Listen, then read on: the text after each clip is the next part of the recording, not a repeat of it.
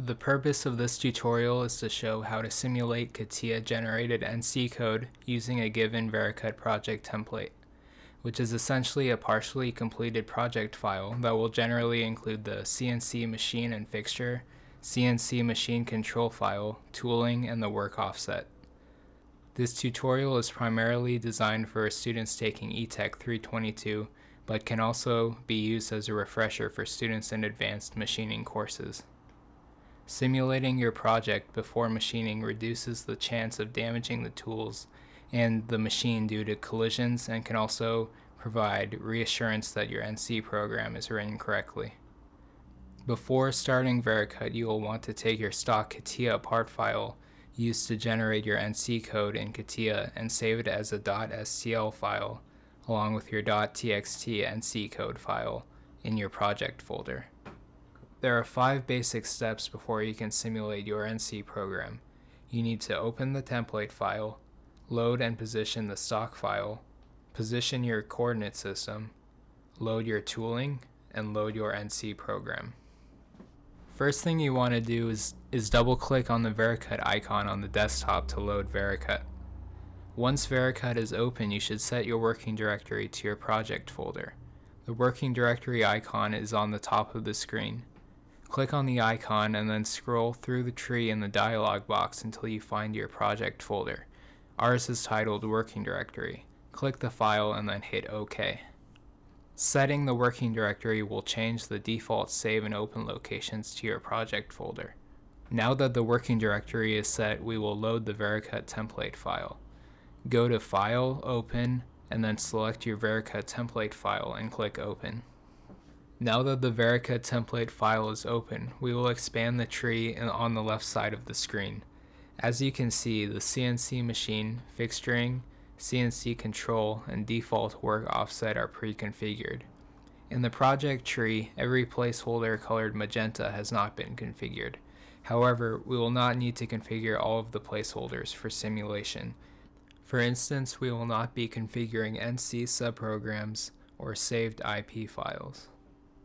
Now we are going to load our stock STL file. Right-click Stock and go to Add Model, then Model File. In the dialog box, select your .stl stock part file, then click Open.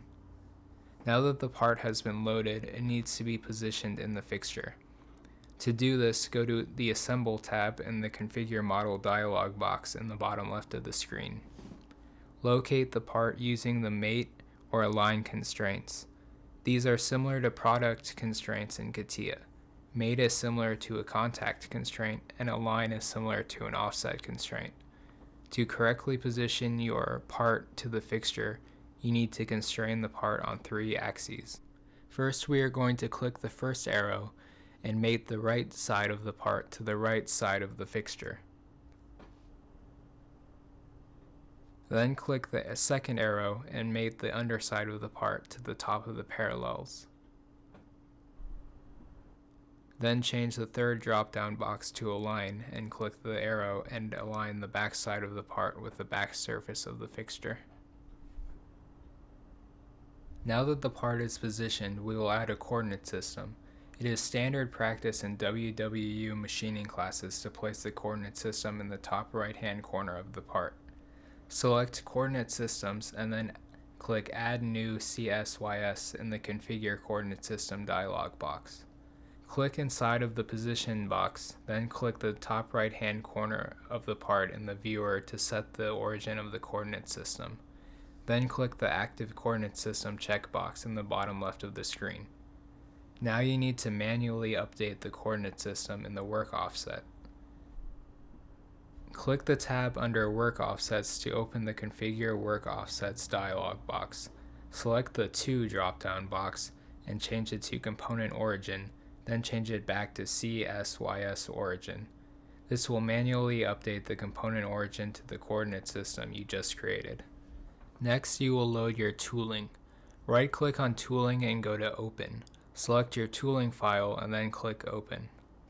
Next, you will load your NC program. Right-click NC Program and click Add NC Program Files. In the NC Programs dialog box, you can expand the Filter drop-down box to view different file types. Select your NC program file and then click the right-facing arrow to move the program to the current NC programs list. Then click OK. At this point, you are now able to simulate your machining program. To view your NC program while machining, you need to open the Toolpath Viewer. Right-click on your NC program and click Edit.